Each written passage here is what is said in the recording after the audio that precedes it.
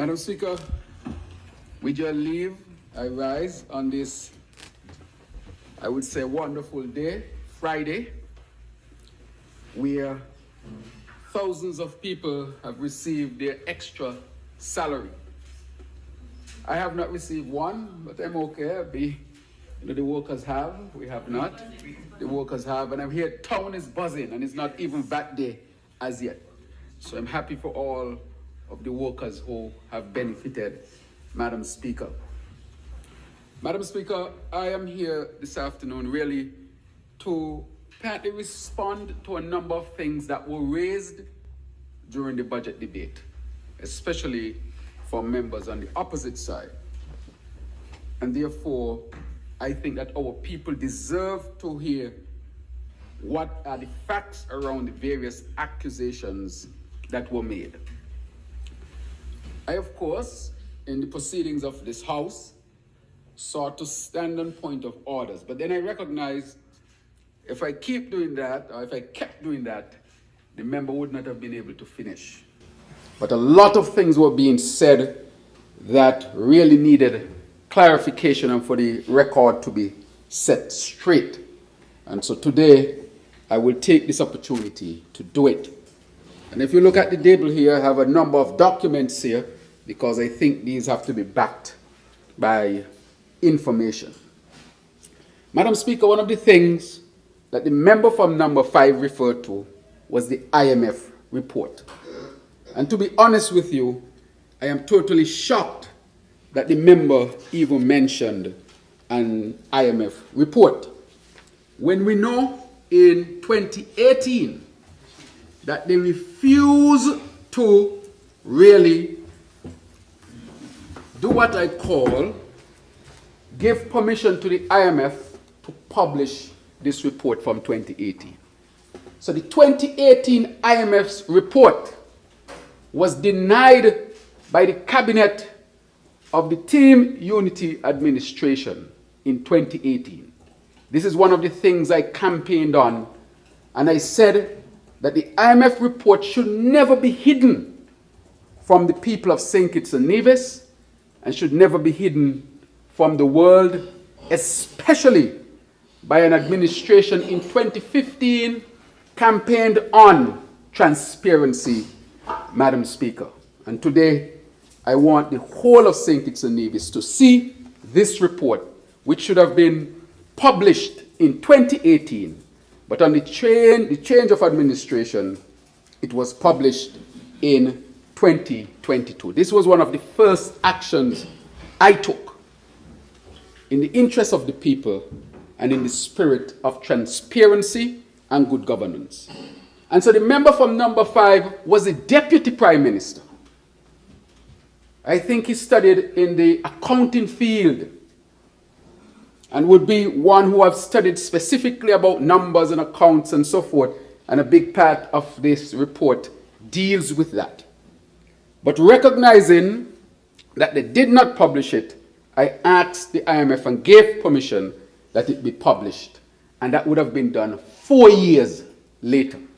They didn't even go back in 2019 and ask it be published. They didn't ask in 2020 that it be published. They did not ask in 2021 that it be published. They did not ask in 2022 that it be published. They were hell-bent that this would not see the light of day, and specifically the Minister of Finance, who is the member from number 7.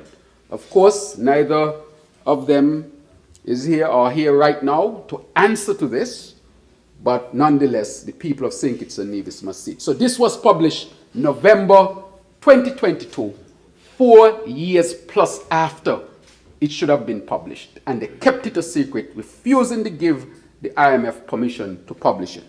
Madam Speaker, let's see what they were hiding inside of the 2018 IMF report. And I will read. Under the Executive Board assessment, and it says, Executive Directors welcome St. Kitts and Nevis's report. Here's what it says. It says, growth has slowed over the past year. Madam Speaker, and the medium-term outlook remains moderate.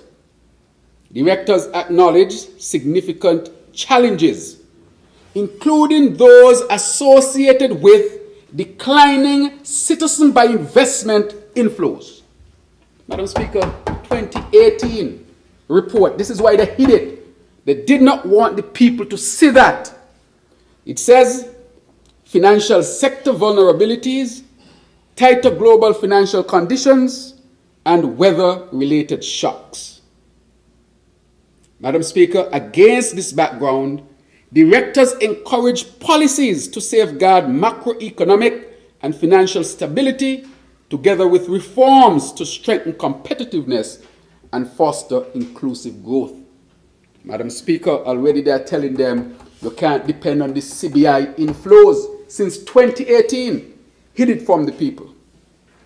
Madam Speaker, it went on. Directors noted that absent any corrective policies, public debt is expected to increase over the medium term as revenue from CBI receipts further declines. They consider that a significant fiscal adjustment is needed. The adjustment could focus on both revenue and expenditure measures, including streamlining tax incentives, restructuring activities funded by the SIDF. The SIDF fund, that we spoke about, the SIDF fund, which they spoke about for the 2015 election, and containing the wage bill through multi-year framework. Madam Speaker, let's turn in the same one. And current policies, public debt is expected to increase over the medium term as revenue from the CBI program declines sharply and expenditure increases. Madam Speaker, this is what the IMF were telling this government and this country since 2015, and they hid all of that. It went on, the decline in CBI receipt was more than the offset by growing tourism, again giving us a warning about CBI since 2018, Madam Speaker. And it says medium-term debt sustainability is projected to worsen as CBI inflows continue to decrease. Madam Speaker, since 2018, the IMF had been warning that the inflows in CBI, if affected, can deeply affect our economy. And it had started. And instead of letting the people of St. Kitts and Nevis know, the administration or the cabinet of which member from number 7 was a part, and the member from number 5 was also a part, they kept it hidden from the people of St. Kitts and Nevis. Had this been known, I think the people would have called for early action in terms of making sure that we start to diversify away from the CBI program. Instead of doing that, Madam Speaker, they double down. They double down. Instead of doing that, they double down. And I want to read something here from imidaily.com. And this is what it says. St. Kitts and Nevis' Citizenship by Investment Unit has steadfastly declined to publish any type of statistics. Madam Speaker, this article was in 2018, Madam Speaker, by IMI Daily.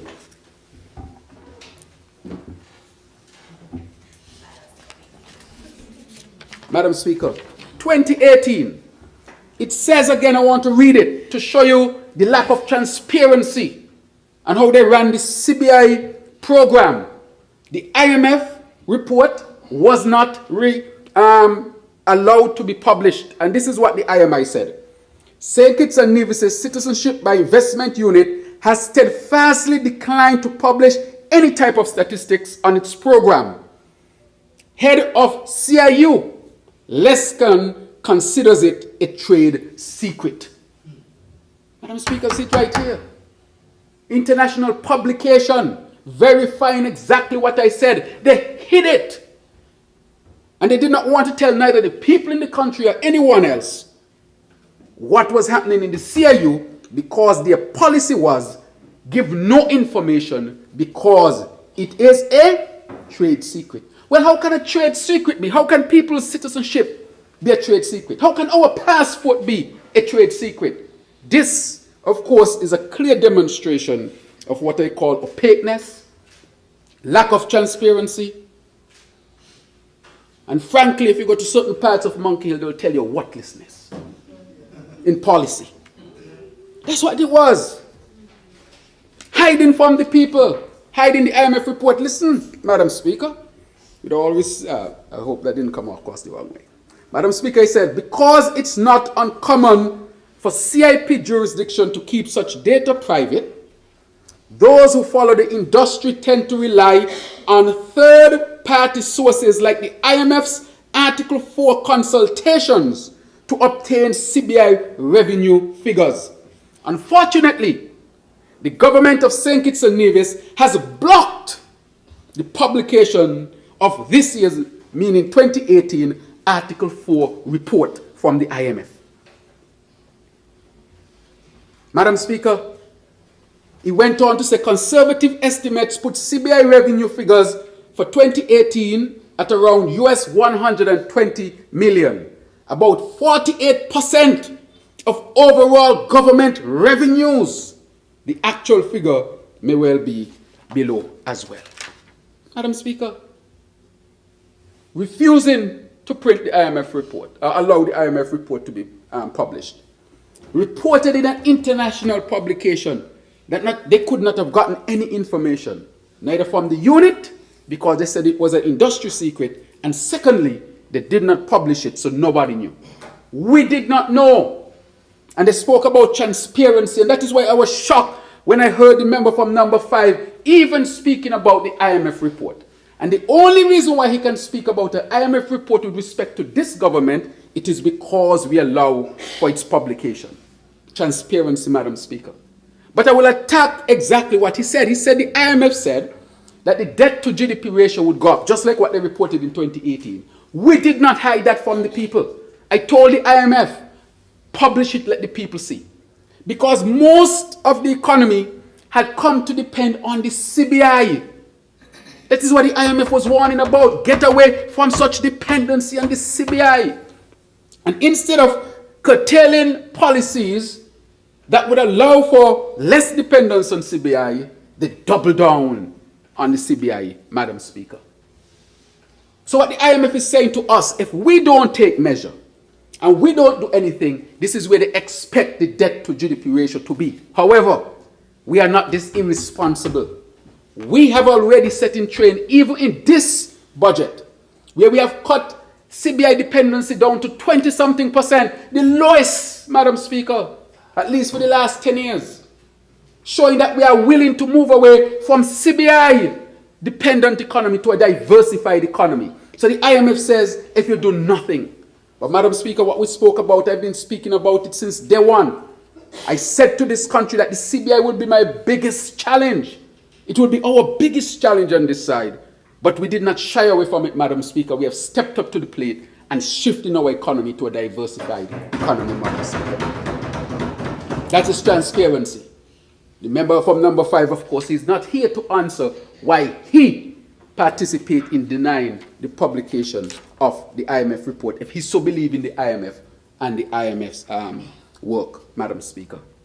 Madam Speaker, and so that is where it was. I want to play a video soon, because the member from number 5, they're talking about the economy, the economy, the economy. And what they're talking about really is nothing less than the CBI. They want us to go back to depend heavily on the CBI. But Madam Speaker, we have seen what is happening and we cannot go back to that.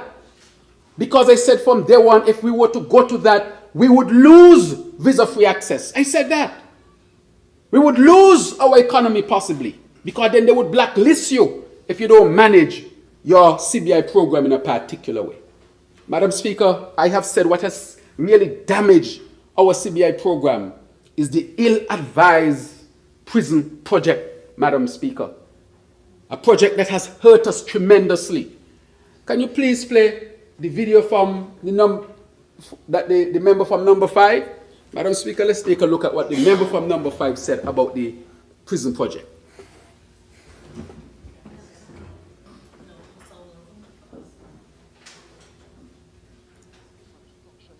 this prison through the sale of 5,000 passports at a cost of one elected representative of this country here on the site, bringing to the attention of the people the construction of this prison through the sale of 5,000 passports at a cost of $175,000 per passport when the country has more pressing and genuine concerns. Can you play it one more time, please?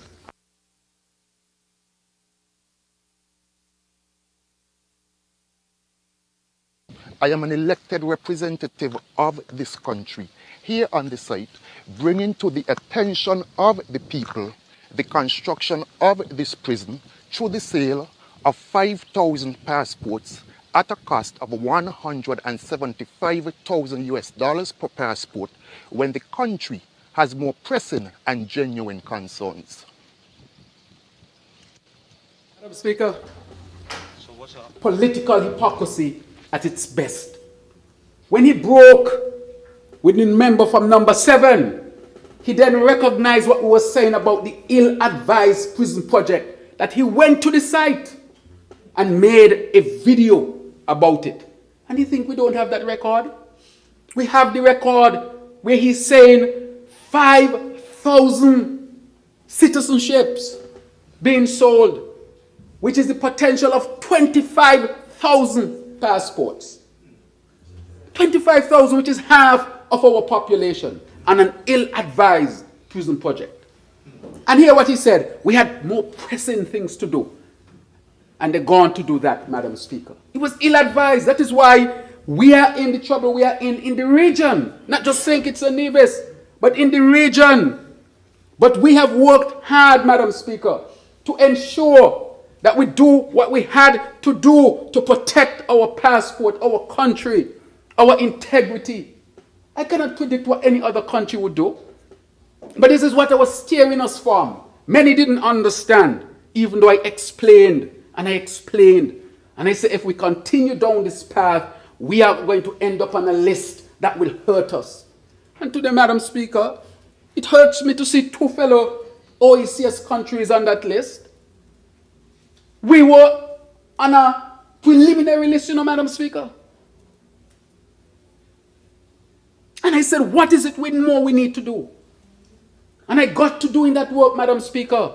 I want to thank the AG, the cabinet that supported me. And even though we know revenues will come down, I explained to the cabinet, the AG explained to the cabinet, if we don't take action, it would be more than just a decrease in revenue.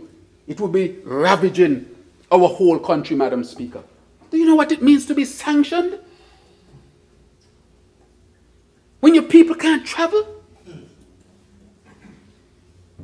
You have students in the United States in Southern University. If we were on that list, all of them, Madam Speaker, would be in trouble. We have people who have green cards in this country.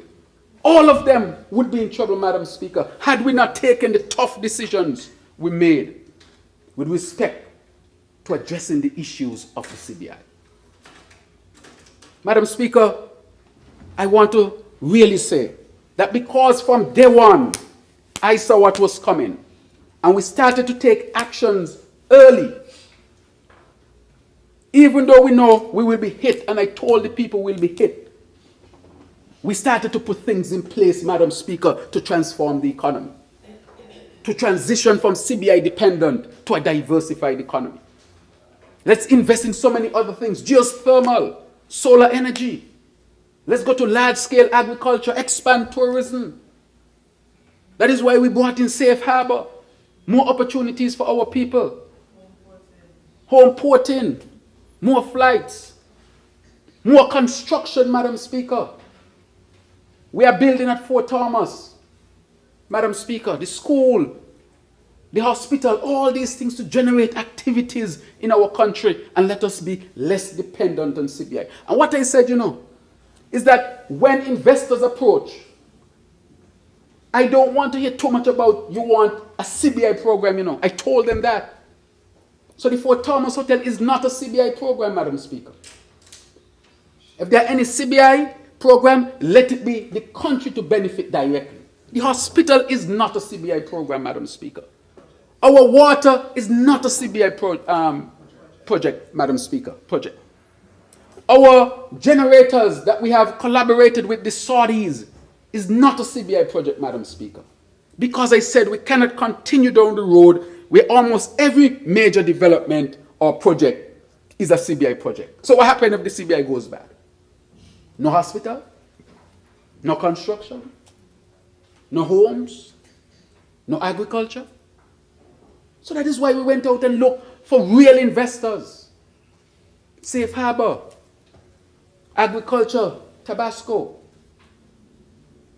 Fort Thomas Hotel, ABL, and all of the other major investments that we are having right here in St. Kitts. And in Nevis, that was part of the strategy as well, to support Nevis in the build-out of the Vance Amory Airport.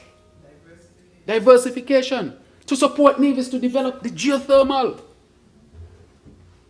To support Nevis to build out their park that they were building.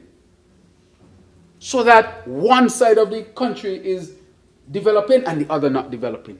We want holistic development. There are people from St. Kitts, I'm sure when the airport is started in Nevis, might look a job over there. There are people in Nevis. I know heavy equipment from Nevis works over here all the time.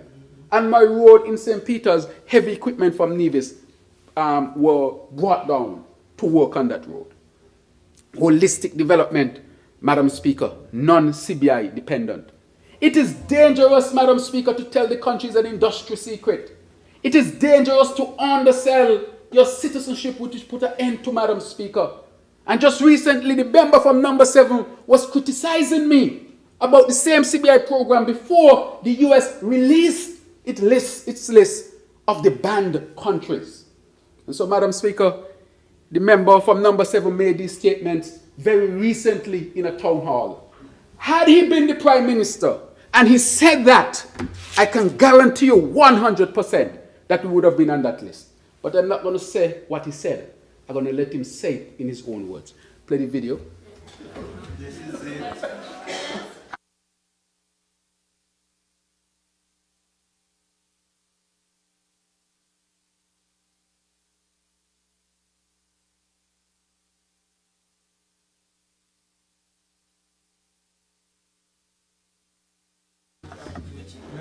The video from number 7 from the town hall. You have it there.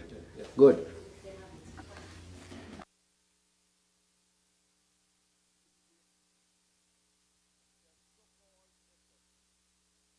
At reform. It's their so-called efforts at reform.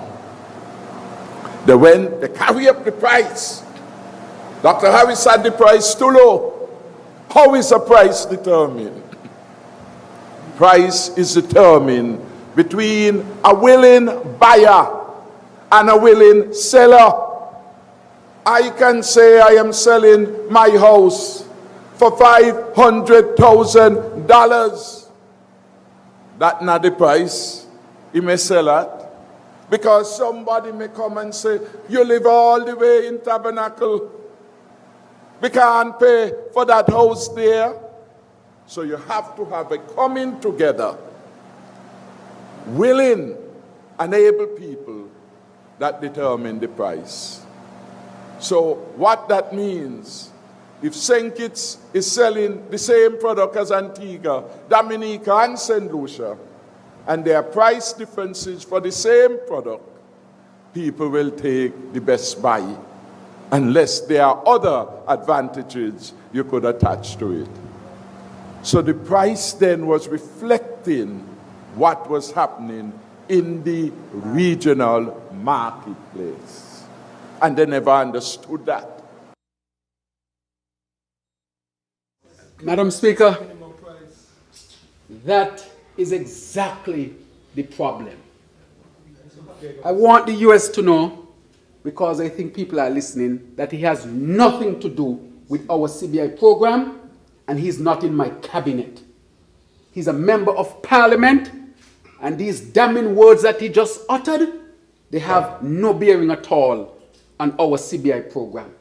Because what he said there is exactly why we see the move to sanction countries. Madam Speaker, the price of a citizenship is not determined between a seller and a buyer. The man is not selling a product, you're selling a citizenship. The citizenship for us is not a product, Madam Speaker.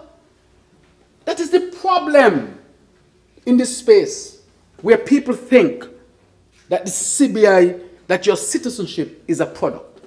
And here how he said the price is established. That is why we had the underselling in the market. He said a seller meets a buyer and they determine a price. With your citizenship, Madam Speaker. So if a seller meets a buyer and say your citizenship is $2,000, he gone for $2,000. Madam Speaker, that is against the law. The law sets the amount that it must be sold for, Madam Speaker. And that is why, with the ill-advised prison project, I ended up in court, Madam Speaker, because there was evidence of underselling, Madam Speaker. What he just said, and I thought 100 times about playing it. But now it's regulated. We have done away with that since 2022. The price is set by the law. So you know what he just said there? That he himself broke the law. That everybody who was involved with that would have broken the law. Because the law does not say a seller meets a buyer and they determine the price. The price is determined by the law. And that is why we had the underselling, and that is why we are in the trouble we are in today, Madam Speaker. A recklessness. Hear what he said that I did not understand. And that is why there was a decrease in CBI inflows. I understand the situation. I understand the CBI. And that's exactly what you're not supposed to do.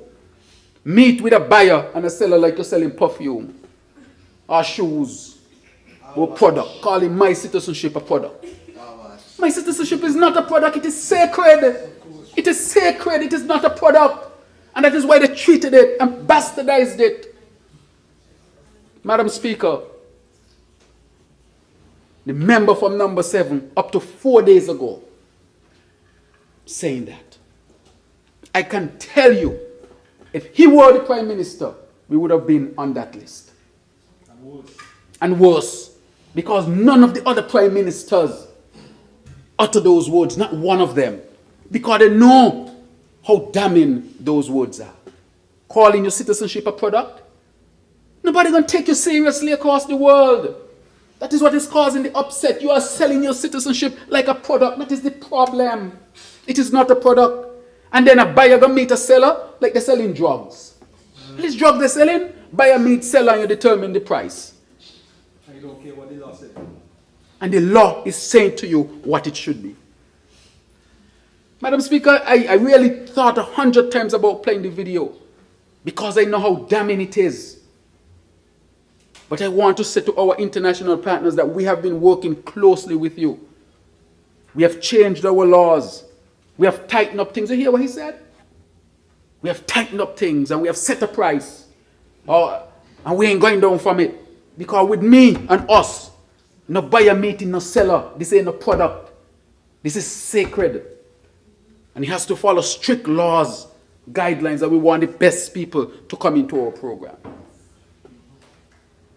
Madam Speaker, that is what has kept us off of this banned list. And so when they talk about revenue and revenue from CBI, they're not talking about revenue from any other source except revenue from CBI. Because this is how they intended to do it, but they don't realize that they have messed it up so much that that has been done with. Any thought of doing it like that, how they bastardize it, they will ban you. Your people will not be able to travel. People will not want to invest with you. And this is what I was telling our people all along. Had I followed that strategy today. So I'm glad he condemned me. And I'm glad he criticized me. And I'm glad he told the world I didn't know what I'm talking about. But now, it has come full circle. And I'm sure the citizens recognize exactly what I'm saying. And so, Madam Speaker, the political hypocrisy is glaring. And so, our CBI is protected, our CBI is governed by law, and our citizenship will not be bastardized, Madam Speaker. Madam Speaker, the IMF asked us to create a sovereign wealth fund, or fund that they point out in their report. No fund was created, Madam Speaker, none. But when I came in, I asked the IMF to start to put all the technical work together so that we can have a fund, Madam Speaker. And I'm going to read where we are because the AG has been working out the legal aspects of this one. I have it in multiple places, so if it's not here, I have it on my phone. It's not a problem. Madam Speaker, hear what it says. And I read it. The AG prepared this for me. After holding discussions with senior government officials in 2024, the government received a technical assistance report prepared by the International Monetary Fund, IMF, on establishing a sovereign wealth and resilience fund, which they advised, Madam Speaker, at least since 2018. And the then administration, instead of following the advice, they hid the report.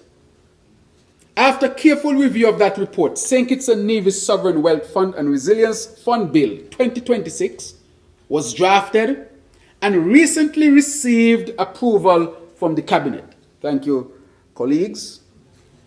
Last week, we sent that approved draft to the legal drafting teams of the Eastern Caribbean Central Bank, the Caribbean Development Bank, and the Government of Norway for their input, because Norway has one of the best established funds. As is well known, Norway operates the strongest sovereign wealth fund in the entire world. We therefore hope, after receiving their respective inputs, we will move swiftly to the first reading of the St. Kitts and Nevis Sovereign Wealth and Resilience Fund Bill in the first quarter of 2026. A sovereign wealth fund is a state-owned investment fund that converts national revenues into long-term financial assets, typically invested offshore, to provide fiscal stability, protect intergenerational wealth, and ensure resilience to external shocks. This is what the IMF has been calling since. In the context of St. Kitts and Nevis, the Sovereign Wealth and Resilience Fund will save rather than spend volatile CBI revenues and impending geothermal revenues, provide a legally ring-fenced reserve for disaster recovery, reducing reliance on emergency borrowing, invest internationally to generate sustained returns, prevent depletion of national savings through rules-based withdrawals and professional oversight, and protect future generations by transforming finite or one-off revenues into enduring assets. This works hand in hand with our aggressive diversification plan. Madam Speaker, the two of them, number 5 and number 7, members from number 5 and number 7, they study in the field of money and finance. They know this better than me from their studies. And yet, when they're advised to create a fund so that they could have put some of those CBI monies in there to last us till thy kingdom come, nobody knows where all the money gone, Madam Speaker. And with that, Madam Speaker, I'm going to go into what happened to the money.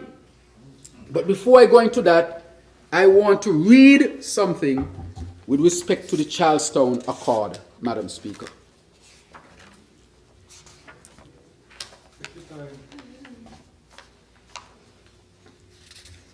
Right. Good. It's all here, Madam Speaker. I have it all here. So the one that I'm looking for now is the one about that I got yesterday, that I'm going to look at now with respect to Nevis revenue. So, Madam Speaker, excerpt from the article in the Nevis pages on December 17th regarding this, right? December 17th, 2014, regarding the signing of the Charlestown Accord. I'm sure member from number 9 remember this very well. 2014, December 17th. Madam Speaker, and so we can refer to the Nevis pages and the reporter there. They have a nice picture here with people in orange, yellow, and blue. Madam Speaker, all of them around the table signing. Madam Speaker, they're signing. And it says here, history was made, Madam Speaker. Boy, this laughable boy.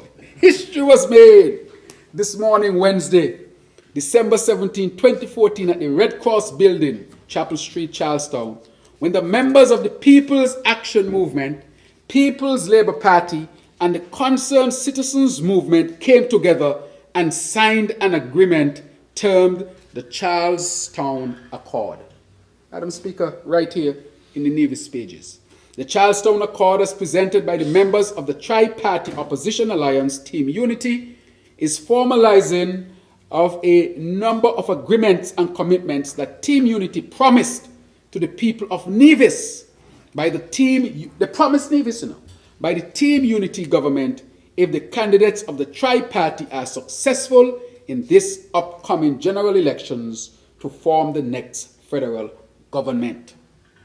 Madam Speaker, you had the deputy leader of Team Unity, member from number 9, stated that he was quite elated to be a part of such a historic occasion. He also stated that the three parties that have come together did not do so merely because of self-aggrandizement or lust of power, but to put aside their differences to bring into being a new government for the betterment of the country. Those were hopes, Madam Speaker. Those were hopes. They were dashed. They were dashed. They were dashed. Madam Speaker, that's coming from the other side.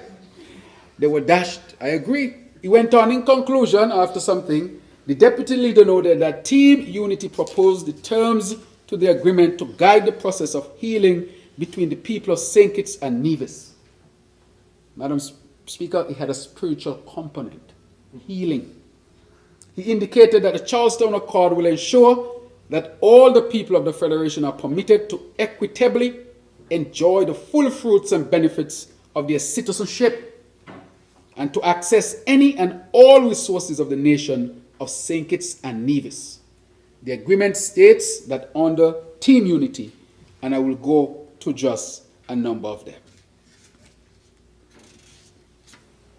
I don't think there's a whole lot of things in it, but I will concentrate on the sharing matter, the fair share matter. Number 1, Nevis shall receive its fair and equitable share of natural resources based on the pro rata population basis to ensure that Nevisians too will benefit fairly from the returns of national investments. And I totally agree with that, Madam Speaker. That is fair. However, this was just a charade. Number 2, revenue from passport processing, fees under the Citizenship by Investment Program shall be shared equitably with the Nevis Island Administration based on a pro rata population basis.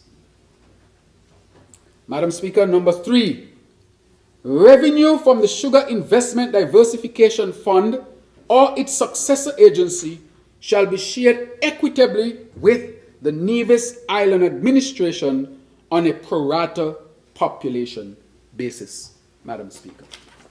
All of this in the agreement of December of 2014, Madam Speaker. Madam Speaker, I can touch on what happened with respect to the SIDF, which I'll come to. But I want to just pick up my phone a minute, if you allow me. And I'm going to a publication that is owned by the member from number 7. It is called St. Kitts Nevis Times.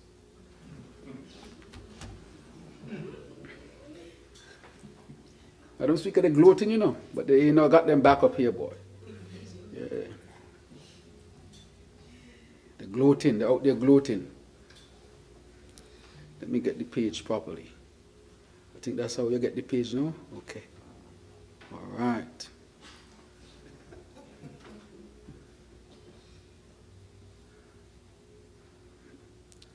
Harrison, Richard, Stanton, Shaker. Oh my God. That's what the Harris newspaper is saying.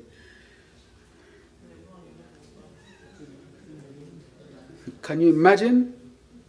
Wow.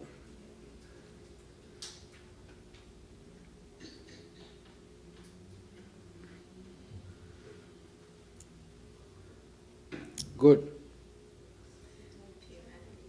Okay, Madam Speaker. They have an article that says that the CBI program brought in $600 million per year.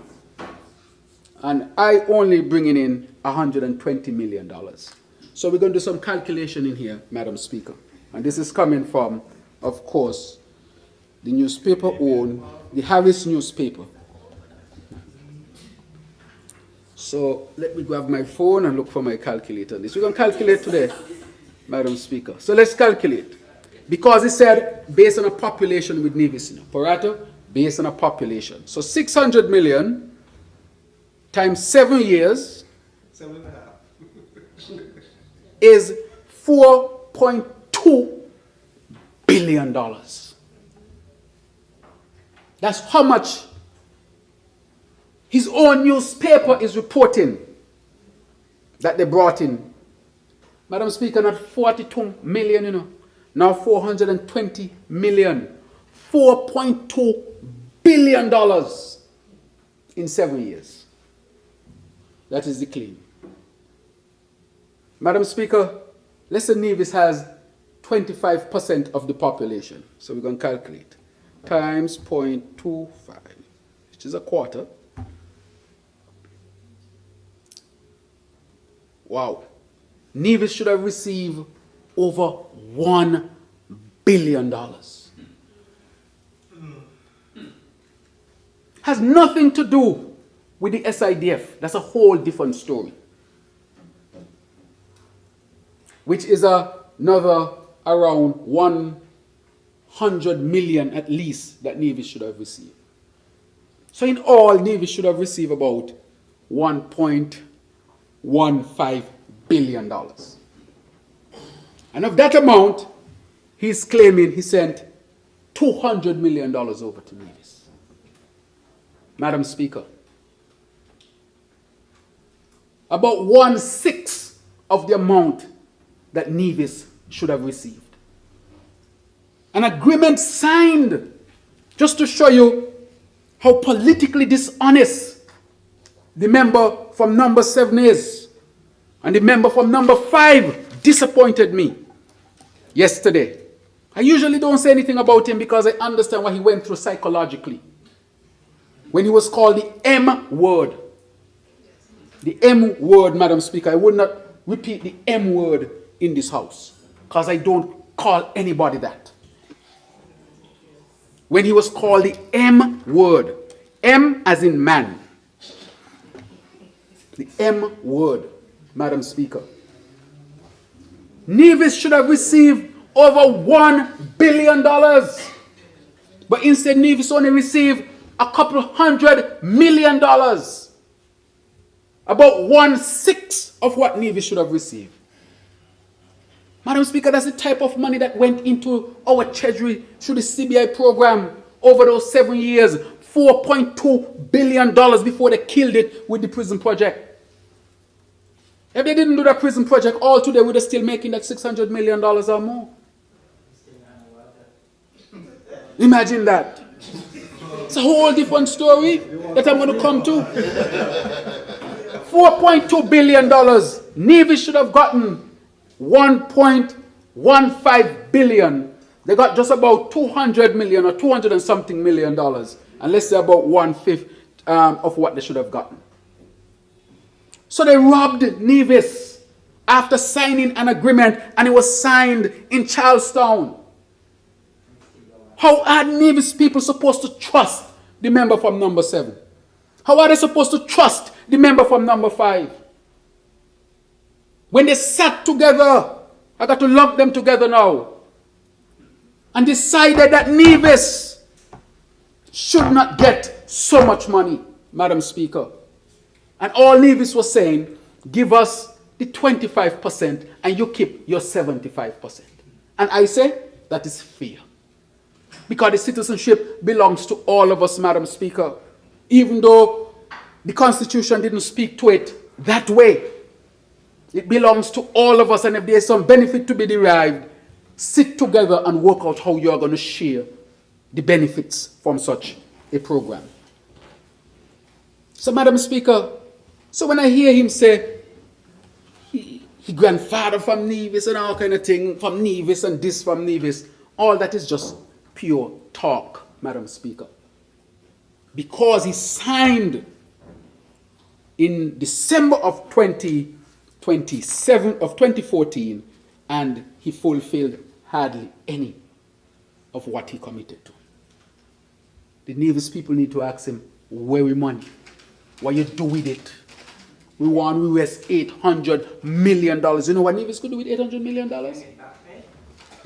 With interest. He don't spend it off. It's an agreement he made with you, and don't spend it off. Madam Speaker, very sad indeed. And this agreement had so much hope in it, but at the time I was out there saying, as a candidate, and senior minister was the leader of the party, that don't believe anything that the member from number 7 was saying. It was not true. We in Labour know him well. He deceived all of us. Say he was a Labour, and he wasn't a Labour. He deceived all of us. Oh, huh? Deceived all of us. Because he should have tell us before. He set him loose. He will do it. Huh? Madam Speaker, misleading all of the people of Nevis. Because he signed this in Nevis and he said to the people of Nevis, it is a new day. And Nevis will get what it deserves. And he went on to talk about his family linkages to Nevis and so forth.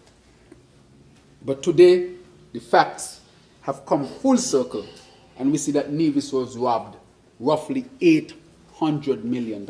Nothing promises the money actually came in, Madam Speaker, and he refused to give Nevis their share. But let us look at the Kittitian side, or the St. Kitts side. That means you got 75% of $1.1 billion. That means you got at least $750 million, Madam Speaker. At least that. At least $750 million. It should be more than that. Much more than that. I said no, it's 3 billion. No, it's 4.2. 4.2 billion. So we should have gotten at least $3 billion. He only give 200 million. No, talking about the St. Kitts part. He should have gotten about 1 billion. Let's say it's round off to 4 billion. He should have gotten 1 billion. And we should have gotten $3 billion. That is what passed through. But we got much more than that, because if you take the 3 billion plus what he robbed Nevis of the 800 million plus the extra 200 million, you're talking about $4 billion.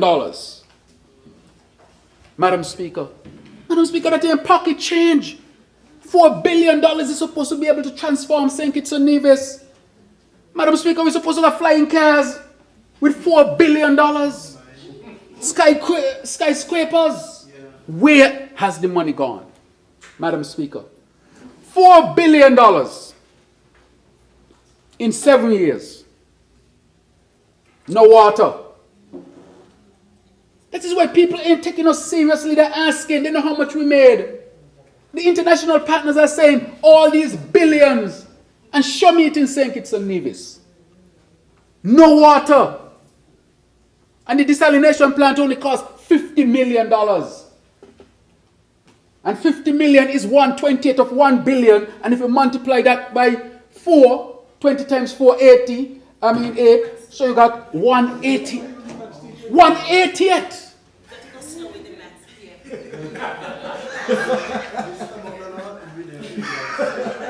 188, Madam Speaker. A desalination plant would have solved all of our problems in St. Kitts And because he had so much, he could have built 2 of them. And we got 24/7 water all over St. Kitts, Madam Speaker. I'm telling you. And the member from number 5 sat in that cabinet, Madam Speaker. And only after he was told he cannot be Prime Minister because he is M, that he got vexed and went out and started to talk. The M word. It's a serious matter. He knew M. M as in man. M as in mango. M. The M word. Okay. Madam Speaker.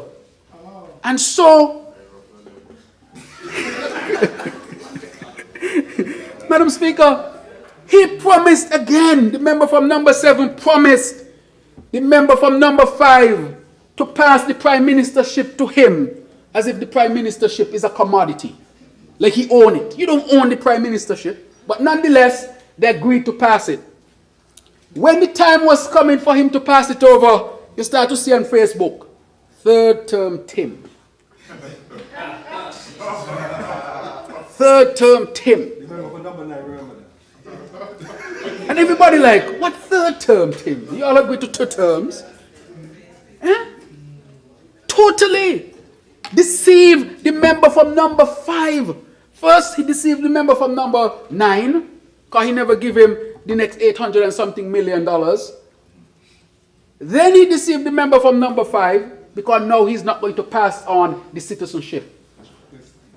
After he deceived Dr. Douglas, the senior minister, member from number 6, and Labour.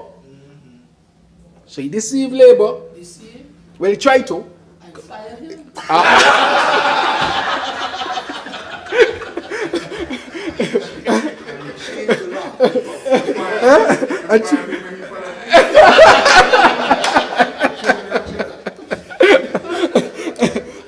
Madam Speaker, so everybody got deceived in this whole melody. So I'm simply saying, Madam Speaker, that if we were to continue along the path of where he went with the CBI program today, we will be on a list.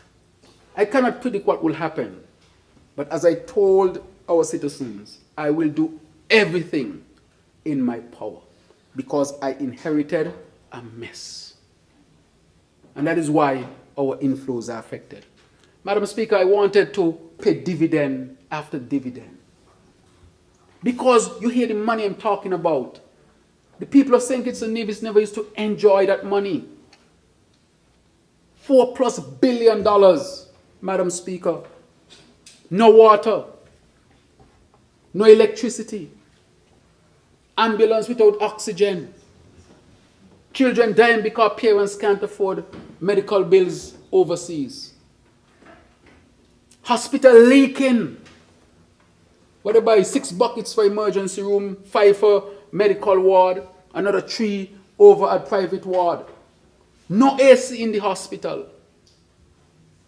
They had different colors. I tell you.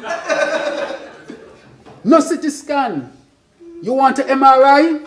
You had to go over to the biomedical center, aka Monkey Farm. And you had over $4 billion. That is why I took the decision that if this is the amount of money coming in, I will share it with the people directly by a dividend. But because they bastardized it with the ill-advised prison project that even the member from number 5 condemned, today, look where we are. Those who are trying to push ahead, look what has happened, Madam Speaker, and it hurts me badly. Because these are fellow OECS and CARICOM countries. Because of an ill-advised project in St. Kitts and Nevis affecting all of us. Madam Speaker, when there's a drop in the inflows in foreign exchange, it's going to affect the central bank as well, because the reserve of foreign exchange that comes to that program helps to keep the EC dollar strong. It is a serious matter, Madam Speaker. Extremely serious matter. And that is why the words that I played there, I played his video, where he's saying he's selling a product. How you could tell the world we're selling a product? How citizenship become a product? There ain't no black pudding. There ain't no watch. There ain't no shoes. There ain't no after party. That is your citizenship. Your most valued possession as a country. And talking about buy a meat seller. I mean, come on, buy a meat seller what my citizenship is drugs. So buy a meat seller and they determine the price. Of the law says you have to buy it at $200,000. Buy a meat seller. Buyer said I can only pay $20,000. Seller said I want the money and they sell it for $20,000. That is what happened. Buy a meat seller in his own words. Madam Speaker. We want to hear it one more time as a pivot into the next area. Are the people guys have it queued up there? Play it one more time.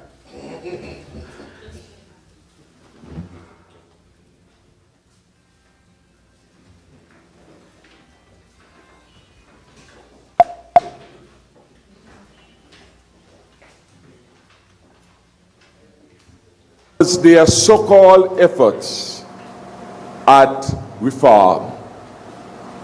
They carry up the price. Dr. Harris had the price too low. How is the price determined?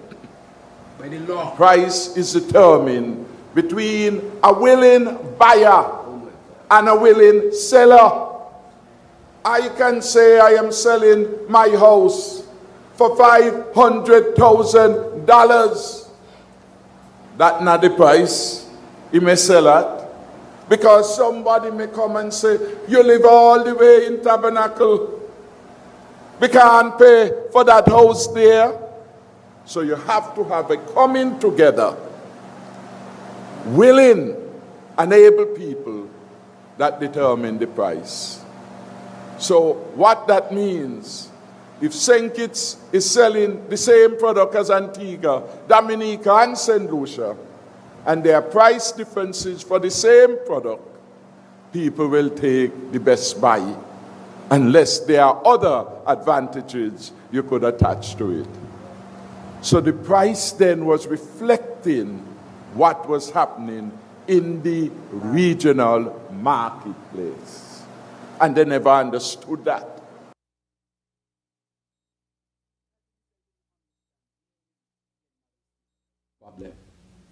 And that is why they almost kill our program with that type of approach, Madam Speaker.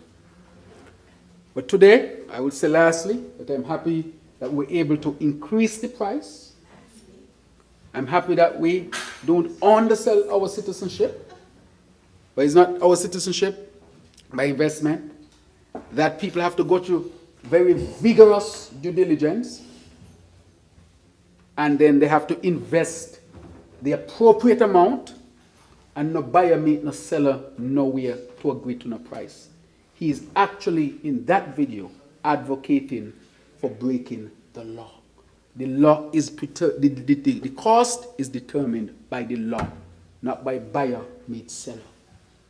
Madam Speaker, can you imagine a former Prime Minister saying that, finally coming full circle and saying how he bastardized our program? And Madam Speaker, as I said, all of this money for nothing, because the basics we don't have in St. Kitts and Nevis, and nothing get more basic than water. So, Madam Speaker, let me pivot now to this deficit that they're talking about. In 2022, I want it to be clear that even though they were parading that they were making, that they had surplus after surplus, that was not the truth. When I took over the government, and we took over the government in August of 2022, and I asked for an assessment, we had a deficit budget, Madam Speaker. We had a deficit. So I want the people to know that I inherited a deficit from the Prime Minister then and the member from number 5, because he was fired by that particular time. Madam Speaker, where have we spent our money? We have spent our money on water. $50 million, Madam Speaker, for a desalination plant to bring 70% of our population to 24/7 water. We spent over $1 million, Madam Speaker, in Keyon, where you live, to give the people of Keyon 24/7 water. And a then minister, his name was mentioned in here by the member from number 7. Minister Ian Patches Liban said that if we find water in Keyon, he would put his head on a block. I want to tell him we got a lot of blocks over at the block factory. Because we have found water in Keyon. That is what he said. He was praying that we did not find water in Keyon for political reasons. He didn't care about the people of Keyon. But God had it that we found water in Keyon. And not only that, the water was pure as pure can be. And we tested it multiple times. We could not believe how pure the water is. Perfect pH. That means acidic or not. Or acid and base range, just for those who are a little bit into science. Perfect mineral content. Perfect. Not one bit of bacteria or virus found in the water. No contamination, completely pure water. They had to do nothing to it, except if they're going to chlorinate it. It's as if God had put that water there and said, just extract it, I've given it to you. Pure water. And then they started a campaign against the water. And we went over there and we drank the water. I don't want to thank the minister. Because today we're getting the desalination plant. We have water in Keyon till we are building a next storage so that 100% can get 24/7 instead of 90-something%. We are going to drill all around the island, especially number 6. Number 7. You know we have a lot of water, Madam Speaker, number 7. Number 7. Where the member from number 7 comes from. Number 5 has water as well. That part of the country has billions of gallons of water on the ground. People bawling out year after year. And they did nothing to extract the water, Madam Speaker. And so we are spending that money to bring water to our people. Water is life. Without water, a country cannot develop. If you don't have sufficient water, you're going to have more diseases. People are going to die sooner. You know, one of the things that kill people silently and people don't know, dehydration. Chronic dehydration. If you don't drink enough water, you're going to die sooner than you really should. Chronic dehydration. And sometimes if people don't have access to water, they ration in the water. Because then parents have to go buy water to make sure they can have water access, Madam Speaker. Water prevents diseases. If you can't bathe and wash yourself often enough, you pass diseases such as gastroenteritis, vomiting, diarrhea, and all these kind of things, Madam Speaker. You can pass viruses, Madam Speaker, that can cause pneumonia and the flu and all these kind of things. If you go in an establishment and they don't have 24/7 water and they're not washing as they should, they're passing bacteria in that establishment, Madam Speaker. Because you really should have running water so you can flush off the bacteria and so forth. Madam Speaker, this is how serious water is. There's no civilization in this world that was established without water. As a matter of fact, the earliest civilizations developed where there was water. For example, if you go to Egypt, one of the greatest civilizations along the Nile. The Nile that flows from south to north. Part of it's come from the highlands of Ethiopia and flow northwards into Egypt. Madam Speaker, and there's a dispute over water now between Ethiopia and Egypt. That's how serious water is, Madam Speaker. That is where we are investing millions of dollars. And anybody who says that is not money well spent is somebody who does not really understand development, but more importantly, how important water is. Madam Speaker, we have spent money on the Children's Medical Fund to save children who previously used to die. Madam Speaker, I can give you an example. I remember, and I didn't talk to the parents, I wouldn't call name or hint, but I'll just say my constituency. There was a mother with a child that needed to fly overseas to get medical care to save that child's life. And they got the mother going from social services here, there. In the end, the mother put out sponsor sheet and all kind of things. I gave my due as well, but I was not in government, and it was my personal contribution. In the end, the child died right here. And I said to the mother, I am praying to God that after August 5th, that child is still alive. But it so happened that the child died just a few days before the elections.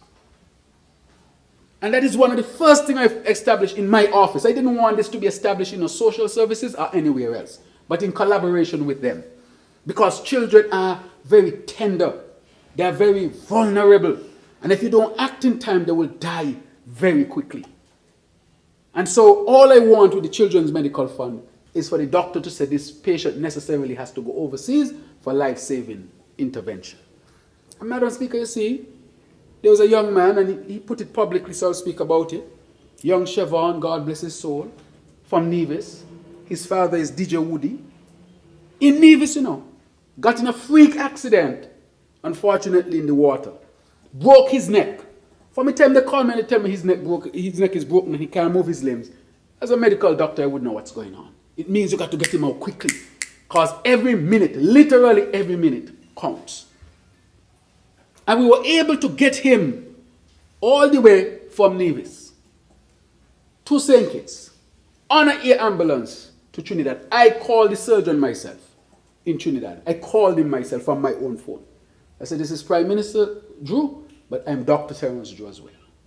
And this is the clinical history. And I want you to take this child and I want you to make it a priority. He promised me. He said, PM, I'm going to do it. And so the young man was able to go down to Trinidad, go to that hospital, had surgery. But unfortunately, as God would have it, because God is in control, he died sometime after. But you know what the father said to me? He said, at least I had some more time with my son. And I'm very appreciative of that. Because of the Children's Medical Fund. That is where you should spend your money.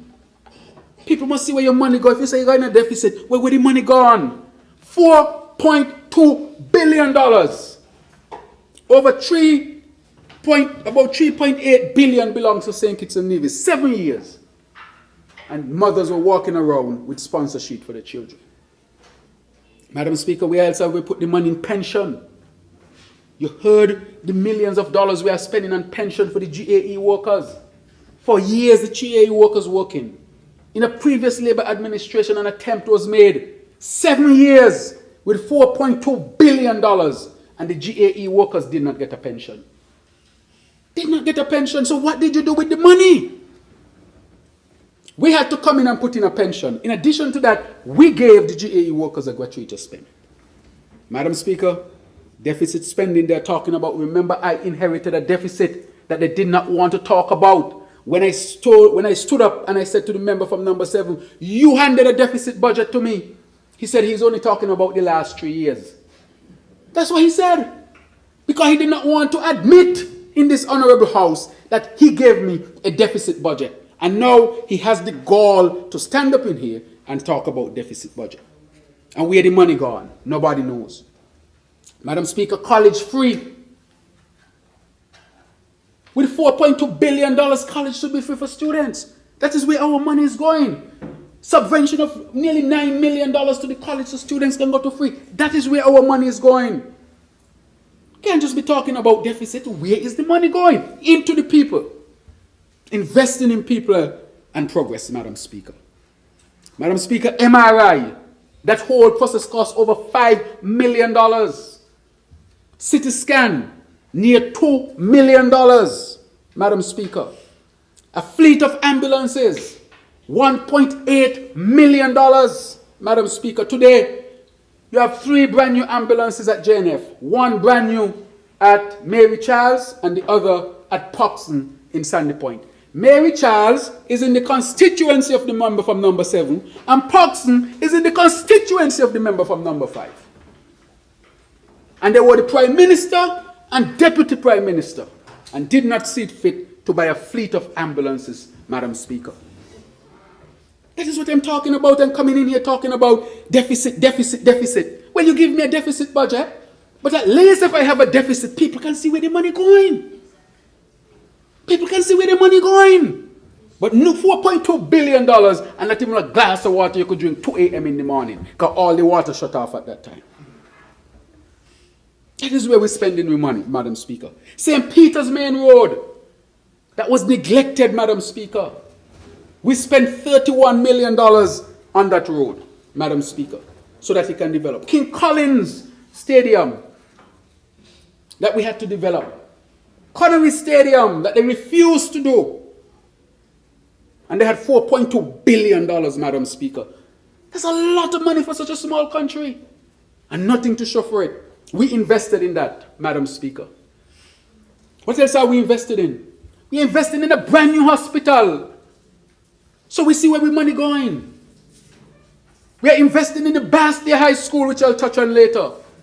Because the member from number 5 gave some false information about it that I'll correct, Madam Speaker. So all these things we have done. And keep investing and investing. Even in agriculture.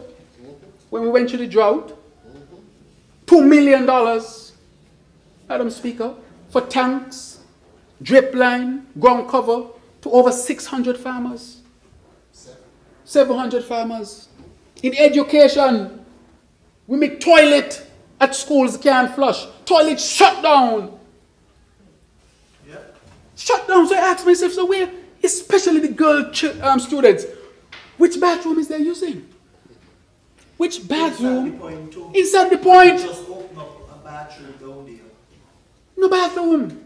And he was Minister of Education. Minister of Education and Deputy Prime Minister. I'm going to come to that. And Keon High School, which suffered from mold for years, Madam Speaker, your alma mater, I think, and hid it from the people that Keon High School had mold. And we cleaned up the mold in Keon High School. We fixed up the toilets in Keon High School. We tore down all the wooden partitions in Keon High School. And we invested. How many in Keon High School? How much millions? Quite a few $1 million. Yes. They got furniture in Keon. Investment. Electricity in all the classes. Because of the mold.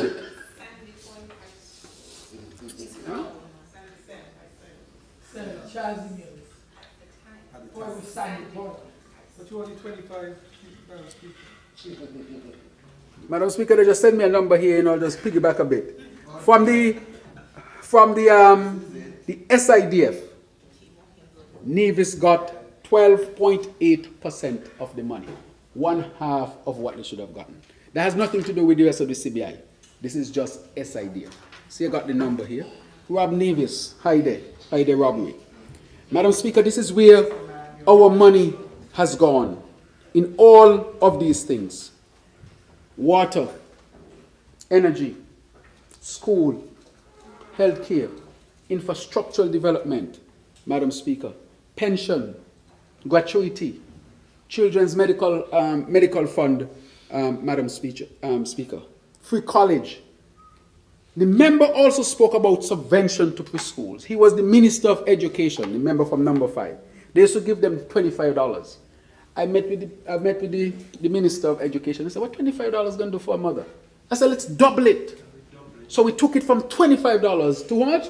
$50. We double it. So that those mothers and the single mothers could really be helped, Madam Speaker. So, Madam Speaker, this is a story. Let's go to Connery. Connery asked for a stadium. We started the construction of the Connery Stadium in 2014, around there. We fenced it. 7 years, and all they were doing is promising. When we got to Connery, nothing done, Madam Speaker. And you know what we had to do? We had to build the stadium in Connery. That was a $5 million project. That's where the money went. We had to go to Kim Collins, more millions. That's where the money went. And houses and housing solution. We have provided housing solution for over 800 houses here in St. Kitts and Nevis in the time that we are there. And they're saying no houses being built. Madam Speaker, this is real investment in people. They ain't got no half a cheek. They ain't gone Race Course. They ain't gone Gillards. Huh? They ain't gone Atlas. They ain't gone Stapleton. It's all around the country building houses, Madam Speaker. That is because we're investing in people. That is where our money is going. Madam Speaker, I want to touch a little bit now on the Basti High School, because the member from number 5 was the Minister of Education. And I used to shield him, Madam Speaker. I never used to say much with respect to him, because I understand what he went through psychologically with and the Minister of Infrastructure, because I understood what he went through. Agent, look for it for me there, but I think I have it here. The Basti High School schedule of payments. You have it. So let me find the Basti High School right here.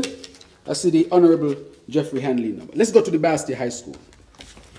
They campaigned on Basti High School, and they said that the Basti High School was contaminated with mold, and they need to build a Basti High School immediately and get the students out of there and build something that is modern. That's the whole campaign. They had students on the road protesting, Madam Speaker. I call that an abuse. In hindsight, I can say it's an abuse, because they had evidence that nothing was found at the Basti High School, and they took advantage of children for political reasons. Those who were involved in the Basti High School matter, all of them got promoted. One became a PS in a ministry. Another went on a board. 2 of them went on boards. All who were the leaders were rewarded politically in less than 6 months after the government change in 2015. One of them who was on the committee became a minister, Madam Speaker. Minister who was on the committee. And talking about she went past the high school and smelled something up there. A minister she became. The teacher who led it became a PS. And the other teachers ended up on boards. Madam Speaker, it's obvious that they were rewarded. But listen what happened. And we took this out, a minute paper, 7th of August 2022, and this was written to the Honorable Dr. Jeffrey Hanley, Minister of Education. Please see schedule, and this is just the payment monthly to a company called Innotech that is right here. Please see schedule for funds paid to Innotech Services via the Ministry of Education relating to project management fees for the new Basti High School. To date, a total of $14,427,000, Madam Speaker. That was processed, with the last payment being the 17th of June 2022. That's after the House was dissolved, isn't it? Because the House was dissolved on the 5th of June? Huh? May 10th. Okay, May 10th. Right, but the election was 5th August. Right, so this was after. There were no payments processed via the Ministry of Education for the insurance coverage from the national insurance. Where that come from, I don't know. But listen to this. February 21st, $3 million. March 21st, $1 million. April, $1 million. All these are in the year of 2017. Right. Good. May 22nd, June, July, August, September. So you have $1 million up to August, and then thereafter about $500,000, to a total of $14,427,999.40.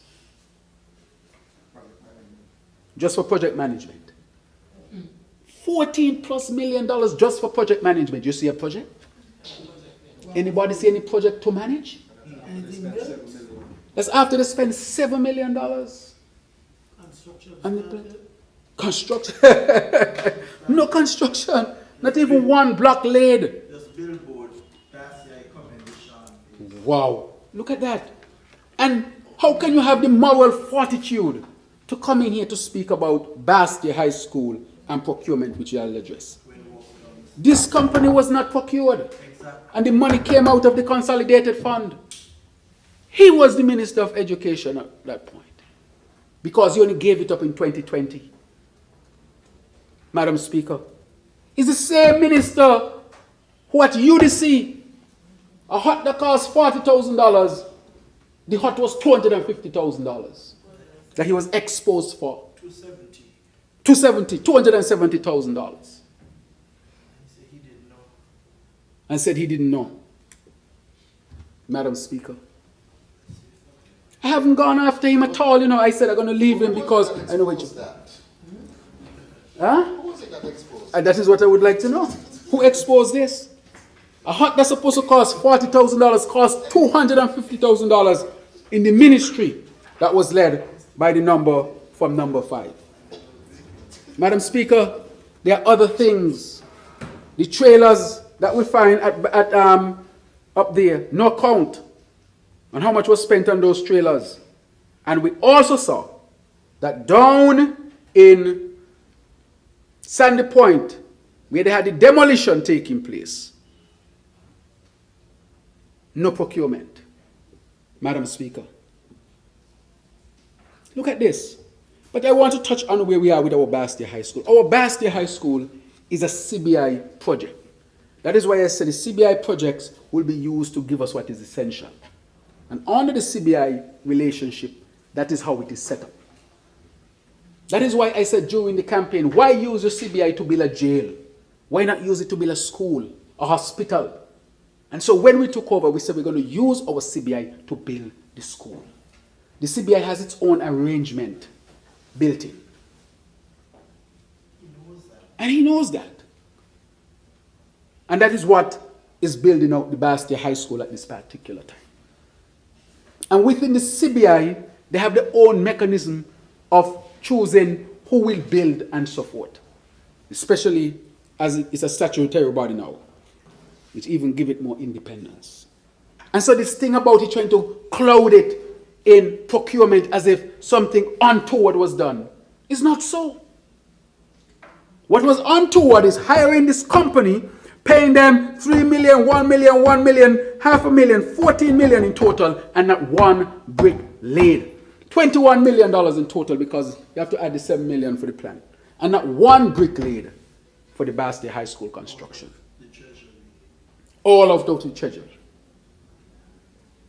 And so the program with the school has a built-in mechanism that if the CBI inflows drop at any point, there will be a support coming from the government to keep it going. But that the government has to reclaim all its money. There's nothing to hide. It's in the open, Madam Speaker. And can you imagine someone who oversaw so much money being spent for a school that was not built has now the moral fortitude to stand up to criticize what is properly being done? Madam Speaker? And if you go up there, you see how much work is being done up there at the Bastia High School, Madam Speaker. And so, when you hear them talking about the Bastia High School, they should not even mention it. Madam Speaker, I can move on. And let's look clearly at another matter that was mentioned about where is the revenue coming from. Madam Speaker, where is the revenue coming from? He said the only thing in the budget for revenue is the MRI machine. Again, he should not even talk about MRI.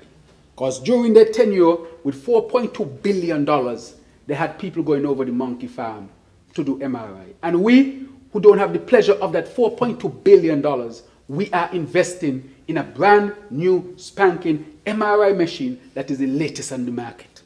That is where the money is going. I can account for every dollar, Madam Speaker, because the money is being invested in our people. Madam Speaker, he speaks about the MRI. Revenue, tourism.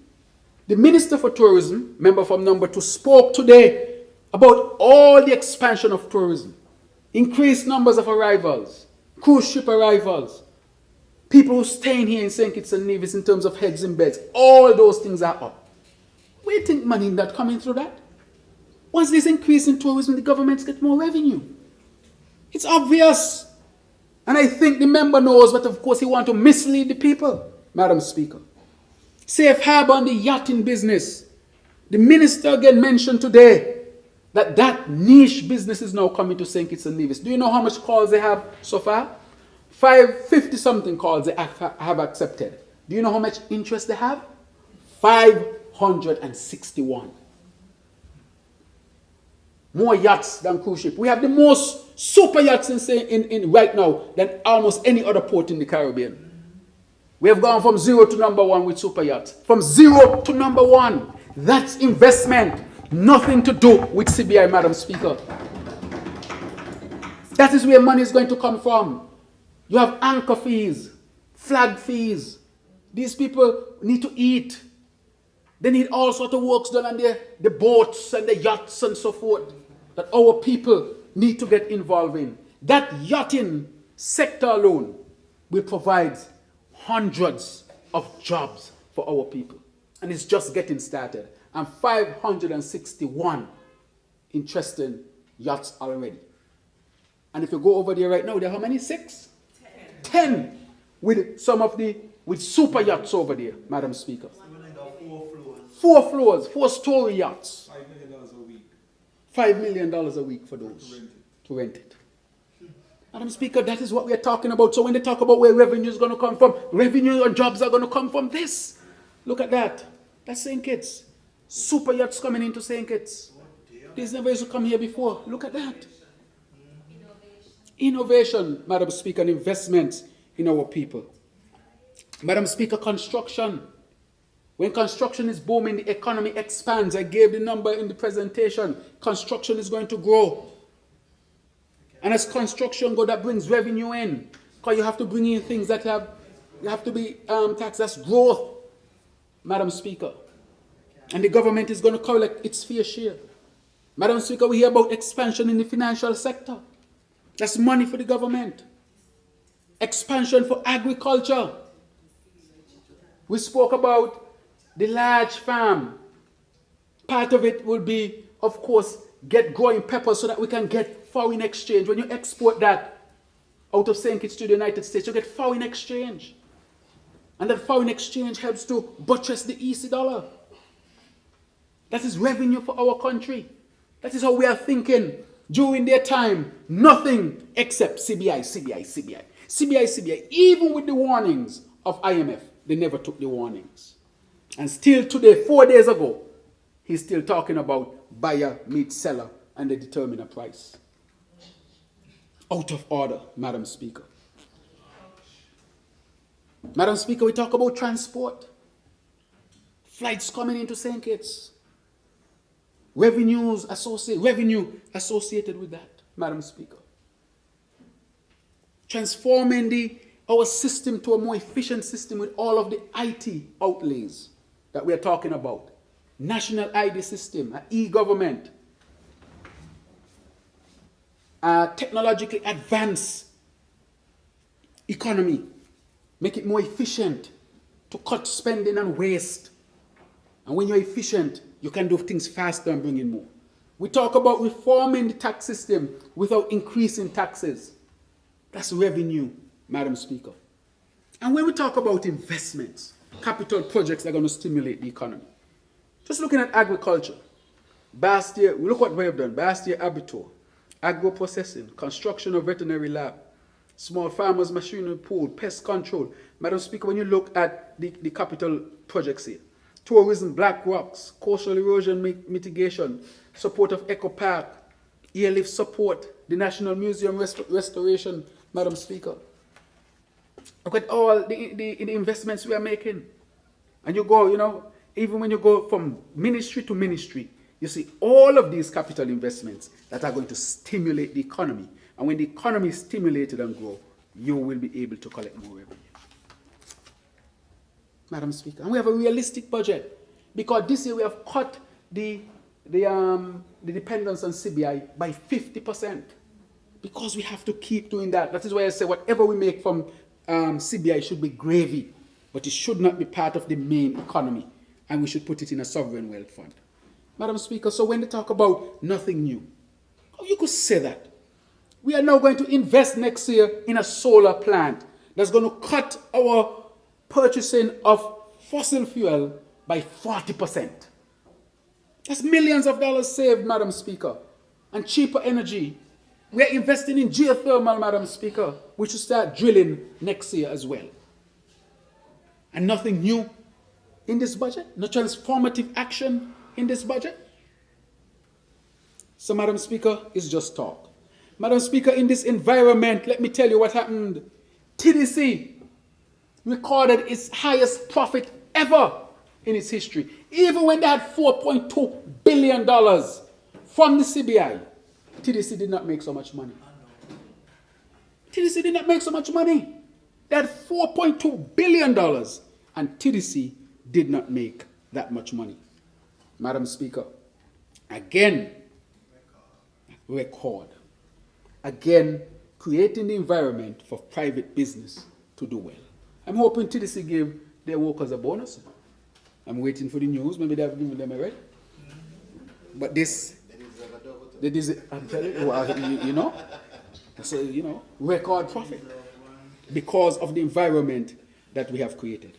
Madam Speaker, all these investments that I'm talking about will create jobs. I want our young people to take the jobs. Take the jobs in the solar plant. Take the jobs at Safe Harbor. Take the jobs in tourism. Take the jobs in construction. Take the jobs in the IT sector. I want our young people to, come on and make these, yes, jobs after job after job. It's important. Very, very important. Madam Speaker, I want to say clearly, Madam Speaker, with all of these that I'm saying here, jobs after jobs after jobs after jobs. And guess what? As I'm talking about all this infrastructure and the jobs they're going to provide, guess who was the Minister of Infrastructure for the first 5 years? Remember from number 5? He was Minister of Education, Minister of Agriculture, Infrastructure. In his second term. Yes. He had these ministries, Madam Speaker. And what does he say? Nothing. He was asked back then, what about the road for St. Peter's? He said, in the budget. I wonder what budget that. The budget that was in the Navy's Accord? Got to be is that budget he's talking about. Madam Speaker. And so therefore, that is why we are saying that we are transforming St. Kitts and Nevis. You heard the minister spoke up from Sustainable Development, our Senator, Dr. Joya Clark. She spoke about the Sustainable Island State Agenda, how people love it, because it is something that is really transforming St. Kitts and Nevis. We are going to be leading in these areas, Madam Speaker. We will be leading in these areas, taking our dependence away from CBI and making sure we create a country that is less vulnerable, resilient, sustainable, and one, of course, where we make investments in our people and development. So, Madam Speaker, jobs, jobs, jobs, jobs, jobs. Madam Speaker, one of the things I would like to touch on, he spoke about the cost of living, and he bring in a whole shopping cart. He say he buy this and he buy that and all sort of things. Madam Speaker, I want to make it clear. We have taken the issue of cost of living so seriously that we have formed a cost of living task force, Madam Speaker. A cost of living task force headed by our cabinet secretary. That is how serious we take it.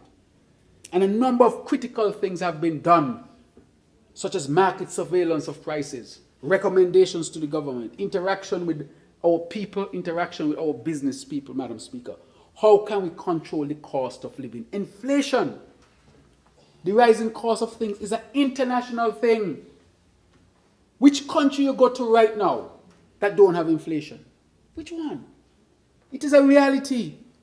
But we're not taking it lightly, because I know how it feels when somebody go to the supermarket and they see the price gone up. And I'm not taking that lightly at all.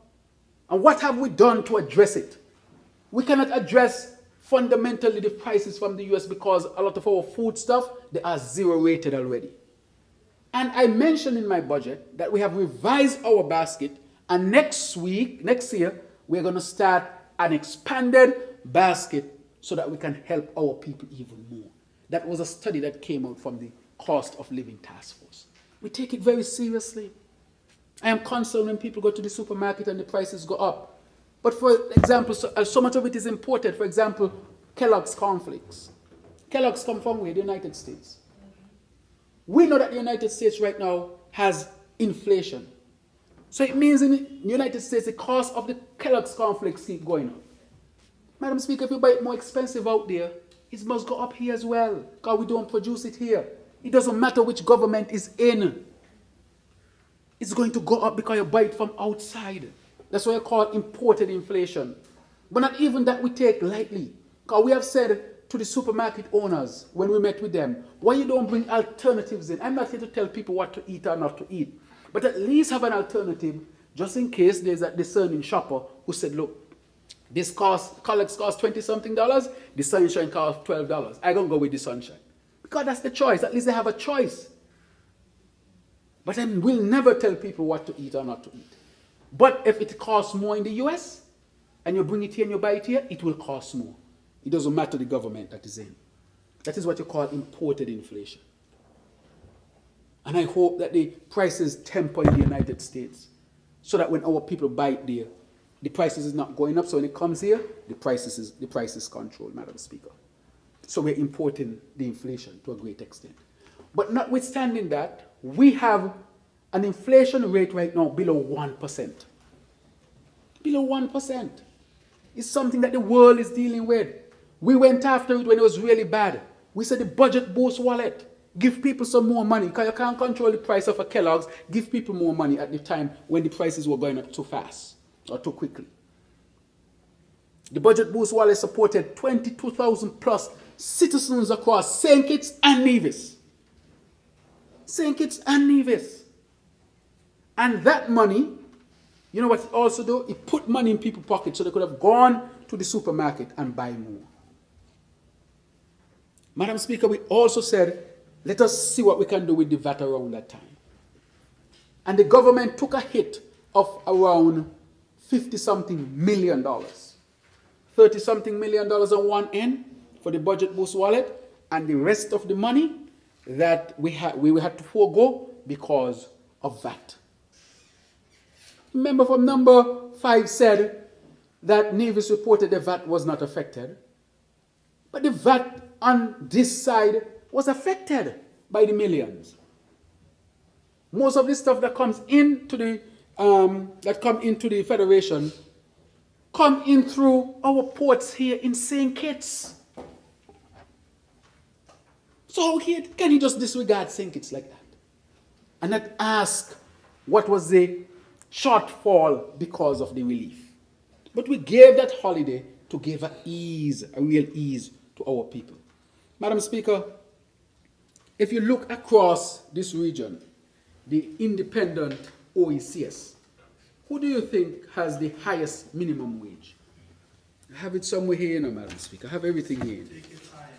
We have who do you think have the highest minimum wage? Yeah, I don't even have to look, because everybody knows, and I confirm it, Madam Speaker, that St. Kitts and Nevis has the highest minimum wage. After St. Kitts and Nevis, I have it right here. Everything is here. Don't worry. Look at here, Madam Speaker. Minimum wage, lot of files, because I have to come with the facts. Because this ain't gonna just be talking. I will refer to the facts. Minute paper for Prime Minister's office. I ask the Ministry of Finance to prepare this for me, so that it can be as accurate. And I'm just saying it. Even though what I say is accurate, I want to give the actual figure. Let's go. Dominica, $9 per hour. 40-hour week, $360 per week. Dominica's minimum wage. St. Vincent, $10 per hour. 40 hours, $400 per week. Antigua, $9 per hour. 40 hours, $360 per week, unless there's an adjustment. St. Kitts and Nevis, when we get to St. Kitts and Nevis, $12.50 per hour at 40 hours, $500 per week. St. Kitts is leading. We adjusted the minimum wage because we wanted people to have more money in their pockets. 7 years, Madam Speaker. For 5 years, no, for 7 years, almost. Yes, for 7 years. The member from number 5 was Deputy Prime Minister, and the member from number 7 was Prime Minister. And at one point, did they increase the minimum wage? They did not increase the minimum wage. They opposed it last budget. And in the last budget, they did not vote on it. And then they're out there saying to the fake newspaper, the Harris Times newspaper, that they increase minimum wage and they're going to affect business. We increased minimum wage, and what happened to TDC? TDC made record profit.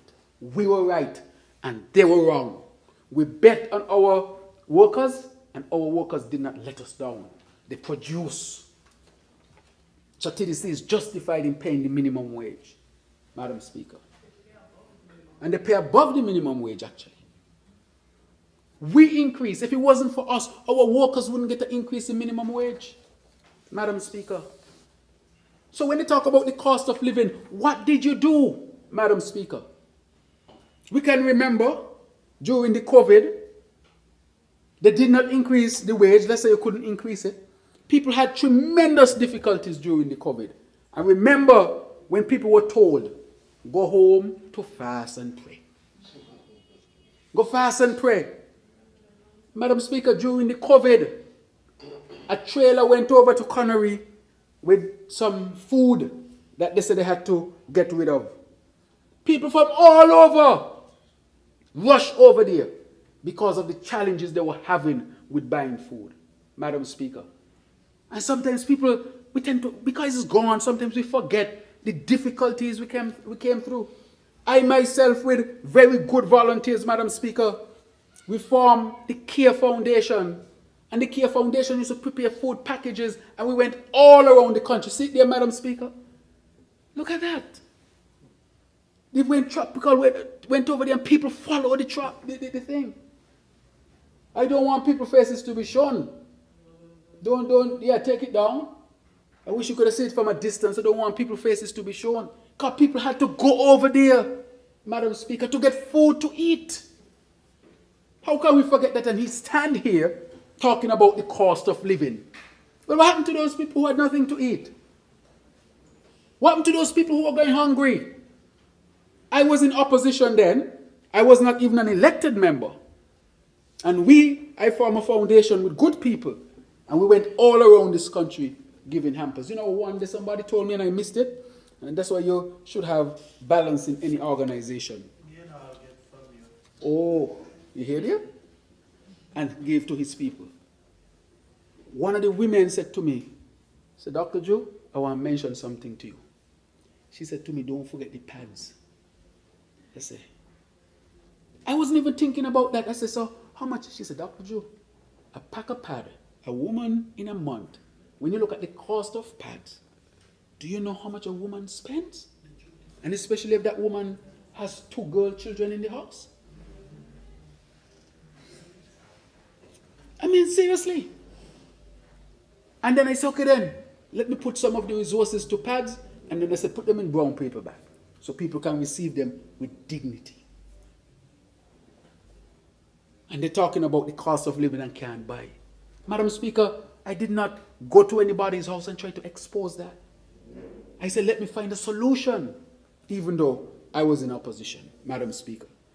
Madam Speaker, what else we try to do to give people more disposable income? I spoke about it already, the gratuity. And the gratuity went to the GAE workers who are the least paid in the government system. In 2021, as the Minister of Finance, the member from number 7, oversaw the reduction of the gratuitous payment to the GAE workers. They used to calculate it as they would calculate the gratuitous payment for regular civil servants, but then they said it was an error. They recalculated it and were giving them about 1/3 to 1/4 of what they deserve. So you care about these people? And you sat in there and participated in and voted on for a reduction in the gratuitous payment to GAE workers. And all of a sudden you care about cost of living. Disposable income is important. It helps you to deal with the cost of living as well. You cut their pay. And you cut it during COVID. So how much do you care about the cost of living and the single mother who has challenges? How much do you care? You're talking about the cost. Have the member from number 7 built a foundation to help? But he just talk and talk and talk. And they did that to thousands of potential GAE workers and actual GAE workers. Madam Speaker, they refused to give them a pension. Say that the GAE workers don't deserve a pension. They promised it. And when they got in, they did not do it, Madam Speaker. So you had these people retiring. And when they're going home with a certain percentage of social security of their last number of wages. So if you're working for, let's say, $400, you're going home with, let's say, 60% of that, you get a quick idea to know that you're just getting over $200 and something, Madam Speaker. That is what you are getting. And these GAE workers, that is what they used to go home with. They used to go home to poverty.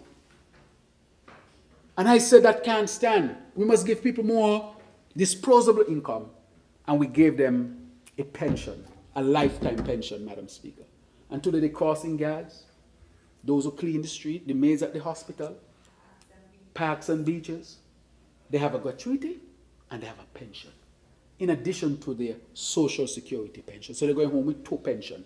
And we calculate it so that when they go home, they get almost the full salary per month still. So when they retire, they're not going to see a drop in their income. That's a caring government. That's investing in our people. So when you talk about deficit, that's where the money gone. But you give me a deficit and you still was not providing water for people. So that is how we help with the cost of living, Madam Speaker. Madam Speaker, how else can we help with the cost of living? Agriculture, stimulate growing, backyard gardens, and so it has to be multifactorial so that we can cut down on the things that we import. That also helps. So we're going to expand the food basket. We increase the minimum wage, gratuity payment, all of these things that we did for our people.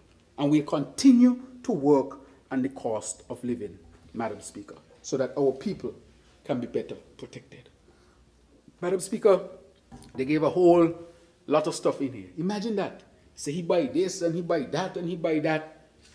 And he says she making minimum wage, $2,000 per month. But under them, when they were there, because the prices had started to go up then, when the member from number 5 was the deputy prime minister, and the member from number 7 was prime minister, guess what the people used to work for? Instead of $500 a week, they used to work for $360 per week. That means the cost of living was more difficult to reach. They promised in 2015 a livable wage because they recognized the problem since 2015. And for the whole of the time that they were there, they did not increase the wages, no gratuity, no pension. In addition to that, we increased civil servants' wages, Madam Speaker. The civil servants got an 8% increase. We did that since we have gotten there. So the GAE workers got, across the civil service, everybody got. And then, in addition to all of that, Madam Speaker, I just announced in my budget address that we have reformed the health care. So now, all civil servants, GAE workers, wherever they are, they have health care coverage until they die. And we all have to die, it's just life. But they have a good chance to have a long life because they'll have long health coverage. So the officers who are in here, they have insurance until the Lord decides that they should not be here anymore. The stenographer, the same thing. The clerks and deputy clerk, same thing. The videographers, the same thing. They have all of that. Those who keep in here clean, the same thing. They have gratuity, they have pension, and they have health care. That's what you call investing in our people, Madam Speaker. That's what you call investing in our people. meaningful investment. Madam Speaker, they're talking about the cost of living again. During the COVID, they said some people deserved an honorarium because they risked their lives and they work hard and all sorts of things. Guess who got the biggest honorarium? The Minister of Health then, who was probably doing the least work. Big honorarium. She said she stepped out the cabinet when they were calculating, when they were deciding on it. She recused herself from the cabinet when they were giving her $40,000 extra. She should have said, no, I don't want it. Give it to somebody else. Like what we have done with respect to the double salary. She took it, Madam Speaker. $40,000 she took. And guess what? None of the officers in here, if they were in the police force at that time, got any honorarium. Not one of them got an honorarium. And the police was on the front line. The nurses who were risking their lives did not get an honorarium. The doctors at the hospital did not get an honorarium. Madam Speaker. The military men and women and those enlisted, they did not get an honorarium. Those who necessarily worked on the front line, risking themselves, they did not get an honorarium. But the Minister of Health, who was in her safe space, got $40,000. Wow. And the others fast and pray. And when we got in there, I said it is unfair. I still don't even believe that. And we gave honorarium to all of them. Madam Speaker, that is what we did. So we really have reached out to our people. And that is why we take the cost of living very seriously. We heard the Minister of Trade, he spoke about it. We are looking for alternative trade routes and alternative trade partners to see if we can have cheaper alternatives. Increase production in St. Kitts and Nevis. Increase the pay. Lift the economy so people can have more jobs. A real economy, not one dependent on CBI.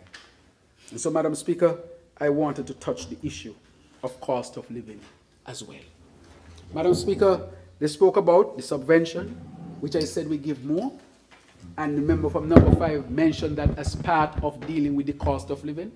They gave $25, we gave $50. He talked about school. We have made college free so that parents don't have to pay for that. He talked about health care. And I told him already about the Children's Medical Fund and how many children have been saved. All that we have done because he linked them to cost of living, Madam Speaker. We have done all of that. Madam Speaker, at the hospital we have specialists after specialists. People don't have to travel overseas anymore to see these specialists. They can get that care here. That again, with respect to the cost of living. So, Madam Speaker, as you go from issue to issue, you recognize that all they're doing is clinging to straws and nothing really solid. And I brought here today all of the information that exposes them.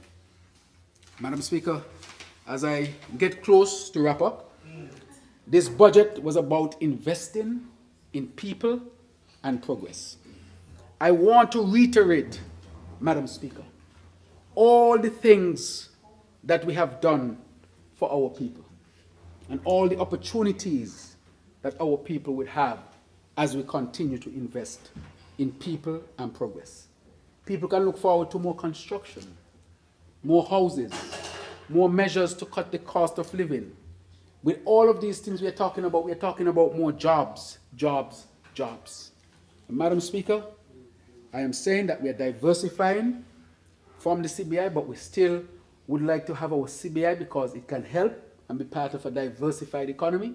But of course, we have tightened the laws, strengthened the laws, make it vigorous, and we will continue to make the necessary changes so that we can continue to protect our country and our people. I'm very, very disappointed, I will say, and I told the member from number 5 yesterday, because most of the things he spoke about, I had to expose him today. And it was never my intention to expose him like this because I told you, after I saw what he went through with the member from number 7. But he came out and was saying all sorts of things, so he had to be addressed in a particular way. And for the member from number 7, the Charlestown Accord, that just exposed him as well. It shows that he had no seriousness when it came to really helping Nevis. But he robbed Nevis through policies of $800 million. That ain't nothing to sneeze at.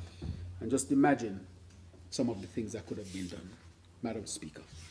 And so, Madam Speaker, I want to say, as I wrap up finally, I want to thank all of the workers at the Ministry of Finance, led by our Financial Secretary who's just coming in, Mr. Poxon, and to thank the outgoing Financial Secretary, who is Mrs. Hazel, for hard work, and to thank all of the staff there. I want to thank all of the staff in my ministry, the Prime Minister's office, too numerous to mention, but I see a number of persons here from my office. Of course, I want to thank those who are in different ministries that I run, and the statutory bodies who have been working tirelessly hard. But let me thank my colleagues on this side for their strong support as we move forward with this budget. Without their support, Madam Speaker, none of this would be possible. And so I want to thank them very much for all of their support. And this is a budget that is clearly a budget where we're investing in people and we are investing in progress, where we are converting conversations into action. I wish this bill safe passage. May it please you, Madam Speaker.